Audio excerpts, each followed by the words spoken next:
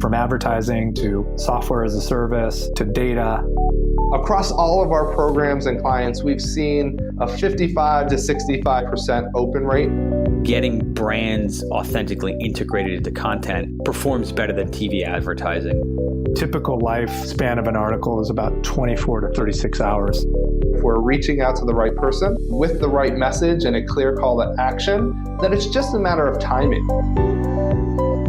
Welcome to the MarTech Podcast, and I Hear Everything production. In this podcast, you'll hear the stories of world-class marketers that use technology to drive business results and achieve career success. We'll unearth the real-world experiences of some of the brightest minds in the marketing and technology space so you can learn the tools, tips, and tricks they've learned along the way.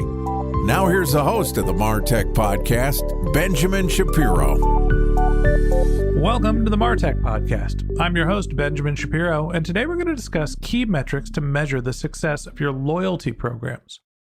Joining us is Mark Ross-Smith, who is the CEO of Travel Data Daily, which is a B2B travel industry blog that reviews big data, analytics, and how travel companies make money through data monetization. And today, Mark and I are going to discuss golden loyalty metrics. All right, here's the first part of my conversation with Mark Ross-Smith, the CEO of Travel Data Daily. Mark, welcome to the MarTech Podcast. Ben, fabulous to be with you. Very excited to have you here. Excited to talk a little bit about something that's coming back. It seems like a lot of what's happening in the world, we're losing the ability to get products supplied to us. People have been stuck at home for years. And finally, something nice, travel. Everybody wants to travel. Here in the United States, the dollar tends to be incredibly powerful right now. So as long as you can afford your airplane flights, you can actually travel and enjoy yourself relatively on the cheap. First off, let's talk a little bit about, before we get into the marketing side, tell me a little bit about what's happening with the travel industry these days. So travel obviously got hit pretty hard the last few years. And like you rightly point out, probably earlier this year, it really started to come back with a vengeance. There's this term called revenge travel that's been put out there. And people, there's this pent up demand. Have been stuck at home, stuck in their city, their country for nearly 2 years. And borders started opening up. It became a bit easier to travel. And some people had a bit extra cash saved and like, well, I'm going to show them. I'm going to go out and make up for the last 2 years. And so the demand for air travel obviously is spiked significantly this year, including right now.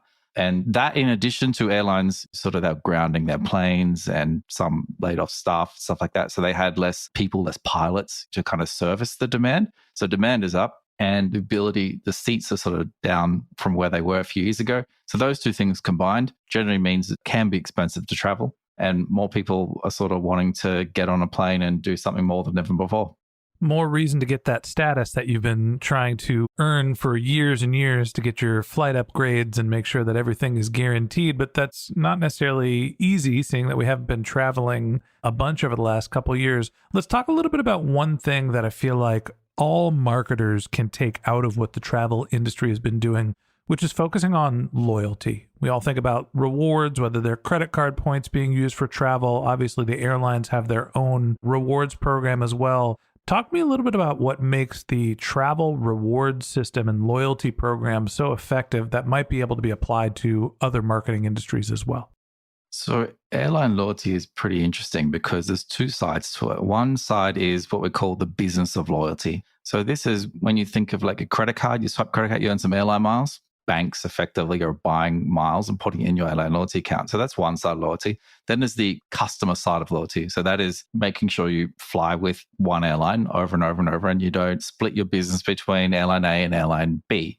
And the business of loyalty I'll touch on quickly is pretty fascinating because what most people don't know is the airline loyalty programs generally run as their own business. So they have their own P&L. They have their own, sometimes their own entity, generally owned by the airline itself. Now, in the last couple of years, what airlines have had to disclose to the market is most airlines globally, their loyalty program is actually worth more than the airline itself. So if you were to sort of strip it out as its own asset, it generates high margin revenue because it's selling miles to banks. And those gross margins can be sort of 60, 70%. And if you think typically when you sell airline seats, you're not getting 60, 70%, margin on that. Airlines on a good day in a coach seat, they're happy to get sort of 5, 10% on that. So the loyalty programs are generating this high margin revenue. And of course, loyalty programs are effectively marketing businesses. They're not airlines. They're not flying metal tubes through the sky. They're digital companies. They're selling something that technically doesn't exist, airline miles.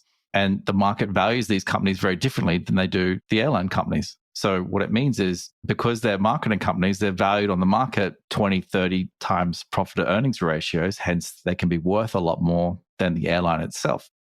Let's talk a little bit about the marketing machine that you mentioned, where we're selling a digital asset, potentially at higher margins than an actual airline flight. How are the loyalty programs able to establish so much credibility? And talk to me a little bit about what the metrics are for a loyalty program like an airline program. So I think it was Gary Leff, one of the biggest bloggers in the world. He calls airline loyalty programs the greatest marketing invention of all time because it's created billions and billions of dollars in profits for airlines globally. The teams that are running these airline loyalty programs are generally pretty small. You think like of an airline, they've got tens of thousands of employees, like a big sort of carrier, right? Whereas the people that are running the loyalty program, I know one US carrier, there's 3 people in the loyalty team, and yet they're generating hundreds of millions, if not billions of dollars a year in profit from such a small team. So loyalty is effectively riding on the brand of the airline, and it's all got to do with aspiration. You want that business class or first class seat, the international first class seat. It's the dream. Sitting in first class, shipping champagne, caviar on Cathay Pacific. Bringing champagne back to your friends and coach. Didn't we have this conversation offline before we started? I think that's a thing these days. Yeah. Taking champagne back to your buddies. There's a bit of romance around flying first class, and everyone kind of has it on their bucket list at some point. And the easiest, cheapest way to do that is obviously airline miles through credit card spend. And one of the top things that airline loyalty programs look at, because you've got teams of people that analyze, they've got data they're looking at, they've got all these metrics, the dashboards, they've got to report to management and how they're doing, right? So there's a bunch of what I call the golden loyalty metrics. And so these are like the top things that airline teams look at when they're assessing how their business is going, because their business can make a lot of money. And the number one metric that airlines use for this is something called share of wallet, right? So broadly how it works is like this. Think about flights for a second.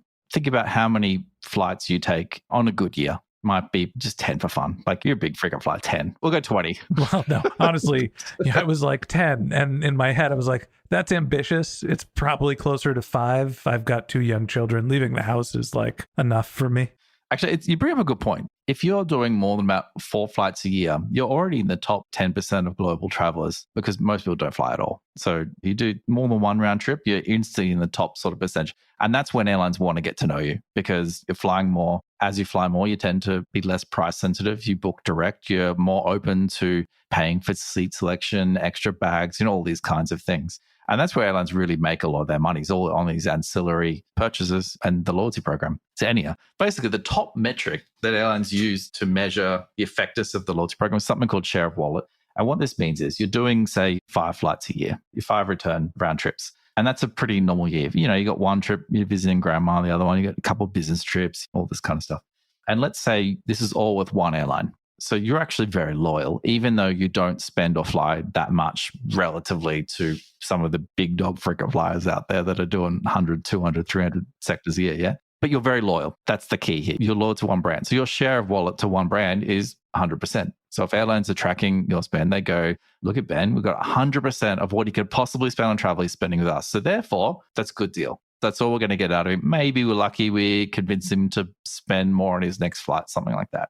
Now, let's compare to your cousin, John, for example, who's doing 100 flights a year, right? It's always in first class. He's got cash coming out of his ears, that kind of thing. And of those 100 flights, he's actually really valuable to the airline industry, right? Because he would be instantly in the top 0.5%. Right. He's worth 10 of me in terms of customer lifetime value. 100%. Let's say, though, he's splitting those 100 flights between 2 different airlines, right? So airline A, airline B, he's actually less loyal than you, even though he's worth more. Because airline A is maybe only getting 50% of his spend, even though he's like a top tier status frequent flyer. So on the surface, you look at this guy, goes, he's top status, he's spending a lot, he's doing all the right actions, he's got the credit card, does all these things, right? But actually, he's less loyal than you.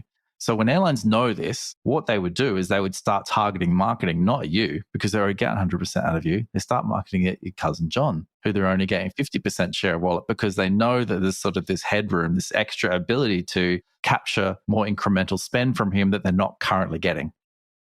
So there's your share of wallet. What percentage of the flights are you taking that are dedicated to one airline? Is that the only golden loyalty metric that loyalty programs are looking at? That's the top one. The next one is what you generally see in most loyalty programs, which is customer lifetime value. And there's different ways that airlines sort of calculate that. And then under that, there's what I would call sub-metrics. So things like the penetration of the program, how many people on any given flight are members of the loyalty program. And that can be anywhere between 10 to 80%, depending on the airline. Credit card revenue, co-brand revenue, non-air revenue, if you're earning your miles from your car rentals and hotels and things like that, the number of elite members in your program, redemptions, breakage. It's like imagine you're standing in a cockpit of an aircraft, right? See all these dials, all these gauges, all these blinking little lights everywhere. That's kind of what airline loyalty metrics are like. There's not one metric that says things are okay, but as long as kind of your airspeed's okay, you're not going down too fast, planes that are stable and safe. That's kind of what airline loyalty metrics are like. There's a couple that sort of stand out that you cruise and things are going okay. But sometimes it's okay for the little metric or the dial on the side to be flashing like crazy, saying, you're running out of something or other. That could be okay as long as the aircraft's sort of okay. Very similar in airline loyalty. Interesting. So tell me, what can marketers take away from the golden loyalty metrics that the airlines are using that might be useful for their loyalty programs? Share of wallet is totally applicable across different industries, because if you start sending emails and push notifications and all sorts of stuff to people that don't have the ability to spend anymore, it's effectively wasted marketing. You want to focus that type of marketing on the people that have the ability to spend more with you. So if you know that they're spending a lot more with a competitor than they are with you on an ongoing basis, that's the kind of marketing you want to target, because they've got the ability to spend more. They are right now. So why not shift some of that wallet from competitor over to you? Yeah, that's the fascinating takeaway for me, is when you think about loyalty programs, you would think that most of the effort goes towards the people that are the most loyal, right? The best customers, the ones that are giving you the most money and frequently returning. But the reality is that the data that you're collecting with your loyalty program is not only showing you who's your best customer, who you don't have to continue to market to, but who you have an opportunity to pick up market share. Something for us to all think about as we digest our loyalty programs. And that wraps up this episode of the Martech Podcast. Thanks for listening to my conversation with Mark Ross Smith, the CEO of Travel Data Daily. Join us again tomorrow when Mark and I continue our conversation talking about how airlines use data to increase revenue. If you can't wait until our next episode and you'd like to learn more about Mark, you can find a link to his LinkedIn profile in our show notes, or you could visit his company's website, which is traveldatadaily.com.